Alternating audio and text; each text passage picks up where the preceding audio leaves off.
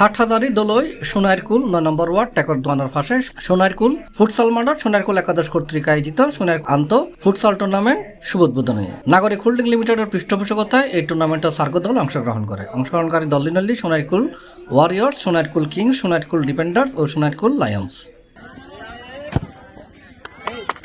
সকাল 10টার দিকে হালদা নদীর পাড়ে 4 দলের অধিনায়কের উপস্থিতিতে জার্সি এবং ট্রফি উন্মোচনের মাধ্যমে টুর্নামেন্টের আনুষ্ঠানিকতা শুরু হয়। বিকাল 3টায় উদ্বোধনী খেলা অনুষ্ঠিত হয়। খেলার ন্যায্যে প্রতিদ্বন্দ্বিতা করছে সোনাইরকুল ওয়ারিয়র্স বনাম সোনাইরকুল লায়ন্স। খেলার ন্যায্যে সোনাইরকুল লায়ন্সের 1-0 গোল লড়াইয়ে জয়লাভ করছে সোনাইরকুল ওয়ারিয়র্স। একই দিন দ্বিতীয় খেলার প্রতিদ্বন্দ্বিতা করছে সোনাইরকুল কিংস বনাম সোনাইরকুল ডিফেন্ডার্স। টান উত্তেজনাপূর্ণ এই খেলা নির্ধারিত সময়ের মধ্যে গোলশূন্য ড্রয়ের ট্রাইব্রেকারত গড়ায়। ট্রাইব্রেকারে সোনাইরকুল ডিফেন্ডার্সের লড়াইয়ে জয়লাভ করছে সোনাইরকুল কিংস। জুয়েন খেলায় পরিচালনার দায়িত্ব আছিল আরিফুল ইসলাম জয়। ধারাভাষ্যকারের ভূমিকা আছিল আফিফ মিনহাজ।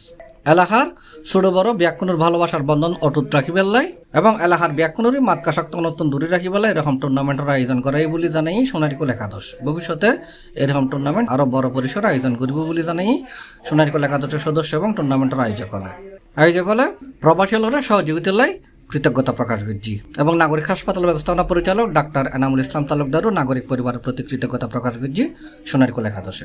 খেলাত উদ্বোধক হিসেবে উপস্থিত আছিল 2 নম্বর দল ইউপি সদস্য মইনুদ্দিন মহিন। প্রধান অতিথি হিসেবে উপস্থিত আছিল জেএম স্টিলের স্বত্বাধিকারী রাশেদুল ইসলাম রাশেদ। বিশেষ অতিথি হিসেবে উপস্থিত আছিল দুবাই প্রবাসী মামুন উদ্দিন, ওয়াহিদুল আলম, পিয়ারুল ইসলাম, সৈয়দ শাহাবুদ্দিন সহ আরও অন্যান্য। C+ TV Chittagong.